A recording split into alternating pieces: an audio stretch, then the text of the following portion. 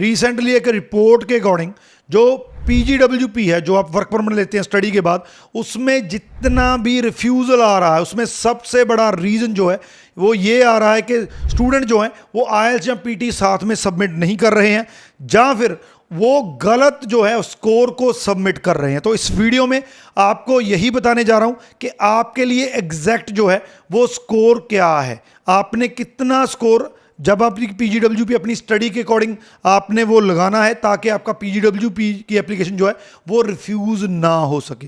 तो बहुत important video है, वीडियो को एंड तक देखिएगा। उससे पहले हमारा यूट्यूब चैनल जरूर सब्सक्राइब कर लीजिएगा, क्योंकि इस पर आपको ऐसी ही इन्फॉर्मेटिव वीडियोस देखने को मिलती है। तो इस टाइम पे अगर आपने PGWP अप्लाई करना है तो आपको पता है कि आपके लिए IELTS या PT ज़रूरी है।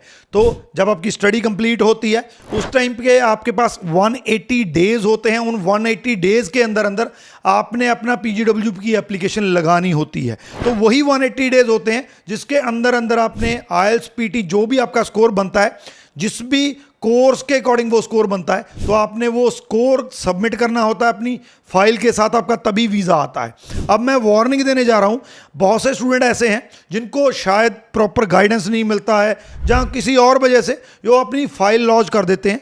लॉन्च करने के बाद उनसे कहा जाता है कि आप बाद में भी अपना IELTS या PT को अपडेट कर सकते हैं। ये बिल्कुल गलत है। यहाँ पे आपको मैं एक बात बता दूं कि अगर आपका IELTS या PT आप उस टाइम पे सबमिट नहीं करते हैं अपनी फाइल के साथ, उसके बाद वेब फॉर्म के थ्रू जो है उसको अपलोड करते हैं, तो बहुत ज़्यादा चांसेस हैं कि आपका PGWP जो है वो रिफ्यूज़ कर दिया जाएगा। इसकी बहुत सारी एग्जांपल्स आपको मिल जाएंगी।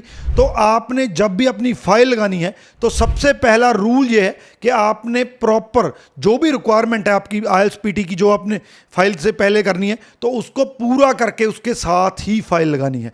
अब चलते हैं कि आपकी रिक्वायरमेंट क्या है, क्योंकि उसको लेकर भी बहुत ज़्यादा कन्फ्यूज़न रहता है। देखिए, अगर तो आपने कॉलेज से अपना प्रोग्राम किया है तो आपको CLB 5 की ज़रूरत है। अगर आपने अपना प्रोग्राम जो है वो यूनिवर्सिटी से किया है तो आपको CLB 7 की ज़रूरत है। प्रोग्राम कोई भी हो वहाँ पे, उससे कोई फ़र्क नहीं पड़ता है, CLB 7 आपको चाहिए। लेकिन सबसे ज़्यादा जो कन्फ्यूज़न रहता है वो इस चीज़ को लेकर रहता है कि कई स्टूडेंट जो है 1+1 प्रोग्राम करते हैं। एक साल उन्होंने यूनिवर्सिटी में लगाया और एक साल कॉलेज में लगाया, तो वो कन्फ्यूज़ हो जाते हैं कि भाई मुझे कितना CLB 5 चाहिए या CLB 7 चाहिए। तो इसका एक फॉर्मूला आपको बताता हूँ। आपने 1+1 का प्रोग्राम किया, एक साल पहले लगाया, एक साल बाद में लगाया। जो बाद वाला, जो लास्ट वाला एक साल है, आपका जो CLB स्कोर है जो आपको IELTS या PT में चाहिए, वो उसके अकॉर्डिंग ही जो है वो डिसाइड होगा। मान लीजिए आप जो लास्ट वाला साल है वो यूनिवर्सिटी में लगाते हैं, वहाँ पे डिग्री करते हैं, डिप्लोमा करते हैं, जो भी करते हैं, तो आपको CLB 7 चाहिए होगा। लेकिन अगर आपने पहला साल जो है यूनिवर्सिटी में लगाया है और अगले साल जो है वो आप कॉलेज में जो है शिफ्ट हो गए, तो आपको CLB 5 चाहिए होगा। तो जो भी स्टडी आपने लास्ट में कंप्लीट की है अपनी, उसके हिसाब से ही आपका जो IELTS या PT का स्कोर बनेगा। तो इस चीज़ पे सबसे ज़्यादा कन्फ्यूज़न रहता है। इस चीज़ कन्फ्यूज़न को आप प्रॉपरली दूर कर लीजिए, इसको नोट कर लीजिए। तो अगर आप PGWP अप्लाई करते हैं तो दो चीज़ों का आपने इसमें ख्याल रखना है। पहला, IELTS PT का स्कोर साथ में लगाइए, और दूसरा जो आपकी रिक्वायरमेंट है उसी के हिसाब से अपना IELTS या PT का स्कोर लगाइए। गलत लगाएंगे तो आपको रिफ्यूज़ल आ जाएगा।